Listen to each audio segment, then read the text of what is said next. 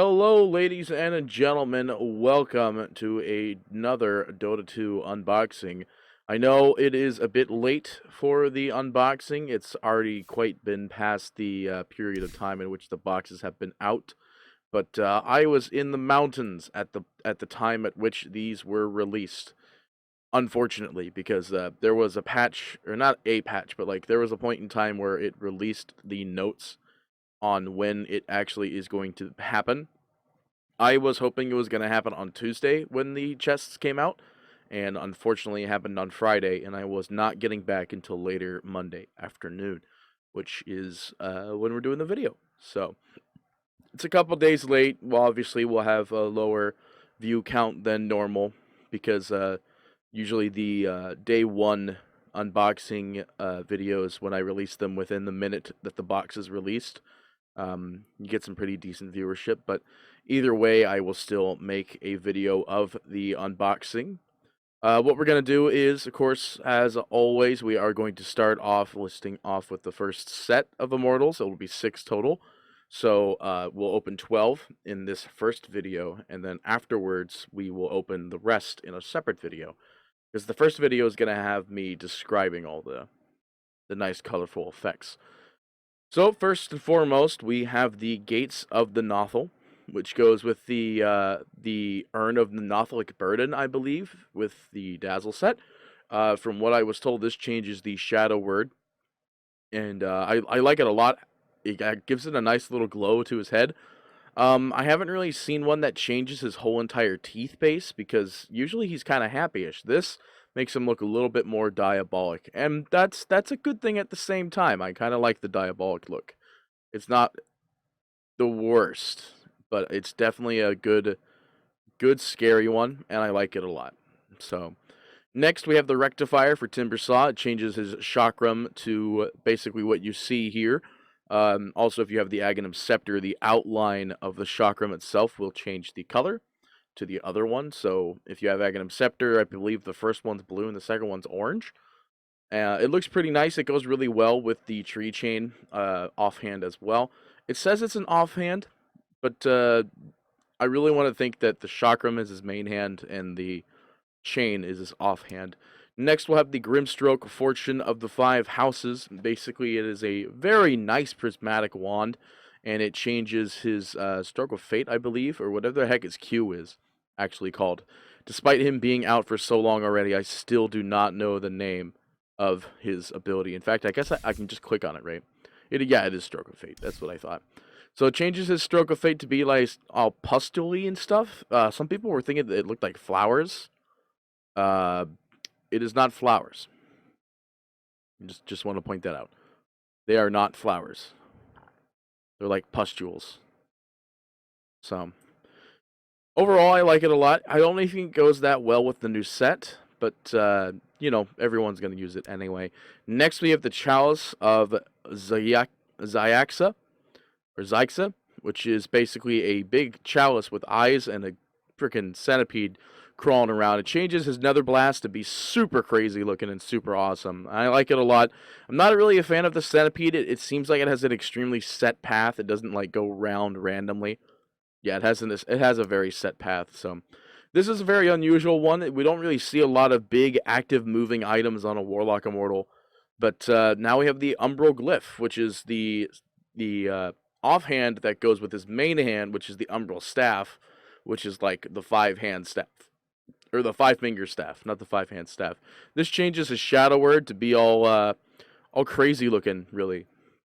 I'm not like too crazy on the fact that it's an active animation item, because it's just weird, in my opinion. But a lot of people will find out, oh, Warlock set that goes good with it. Unfortunately, a lot of people have that really nice Warlock set that has like the Necronomicon offhand.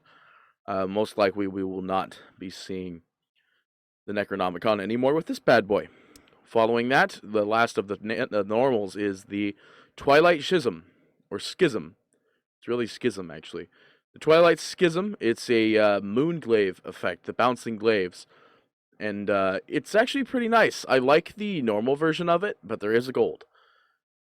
It goes very well with their baseline color. It's not actually too purple. It actually still has a very nice blue sheen to it, but it's with the purple effect. So it still works out pretty well with the baseline Luna, if anyone is still using baseline Luna. I imagine a lot of people will have either the Solar Crest, as I like to call it, or the Lunar Crest, which is the actual name of it. Well, that's not the actual name. It's probably called like the Lunar Schism or something like that, or the Twilight Shield, or I don't know. I can't remember the name. The item came out a really long time ago. This one I've heard a lot of already. I haven't actually like put it on because A, I haven't actually opened any boxes, and B, I wanted to wait. It's called the Horns of the Betrayer. It is the last slotted spell that you're able to change online. It changes his Earth Spike to be very earthy and more volcanic-y. So it works out really well. It doesn't really look too great on a base boy lion, but you guys will see it in the big boy unboxing video when we unbox literally all of them. Next, we have the Golden Rectifier. So like I said before, it'll still follow the same prospects with the Aghanim Scepter. It'll have the same color lineup and everything like that. It'll still have the outline of the other two Aghanim Scepter Ultimates and so on. So it's definitely still pretty good overall. And then we have the Golden Twilight Schism, which is basically if you have the Golden Solar Crest, you use the Golden Schism. Last but certainly not least is the Apogee of the Guardian of Flame. It changes Ember Spirit's Flame Guard effect. It's a very big shoulder pad. I like the effect it has on the physical shoulders. I don't like the fact that when you're looking at it from back, there's actually nothing in the back area that makes this item extremely unique. I mean, he's got these nice tassels and so on and stuff that hooks off of the shoulders in the back, but you see that the colorful effects really only affect the frontal view of the Ember item compared to, so.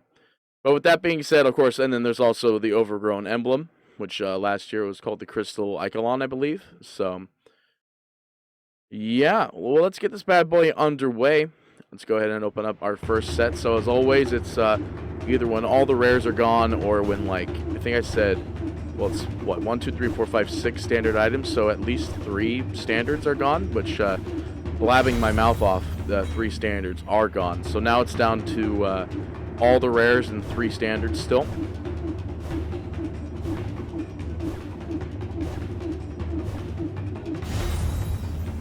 Alright, now it's down to all the rares and 2 standards. Or, not and.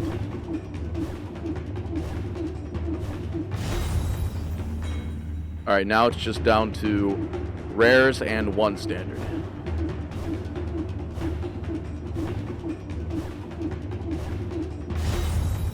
Alright, and then we just let the rest roll. And then we'll do it again in another minute. And we'll go through it the quick fashion way.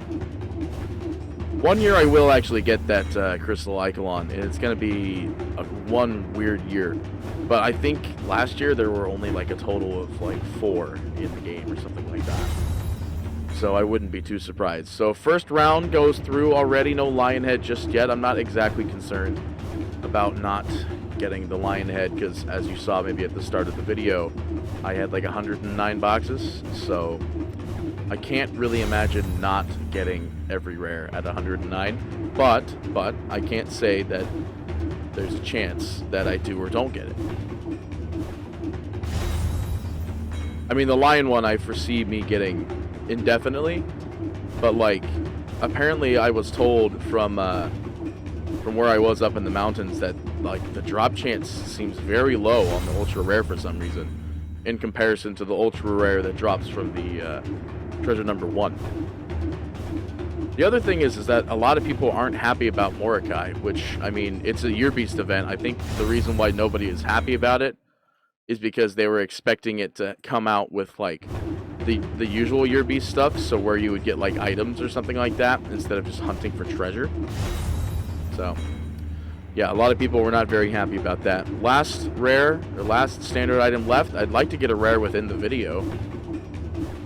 Wow. So, no rare within the video. We've opened 12 boxes. 1, 2, 3, 4, 5, 6. Yep.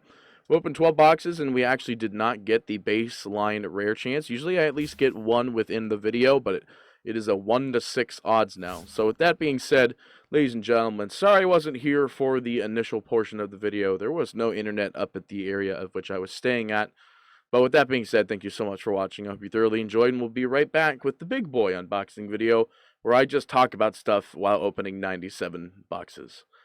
This is Party Petey, signing off. Hey, boys and girls, if you enjoyed this episode, make sure to stick around. We'll have more stuff like this in the future. And for those of you who might have been watching, if this is a Dota video, then yeah, we'll have a lot more Dota in the future. But thank you so much for watching. I hope to see you next time for some more video gaming action. It's Party Petey, signing off.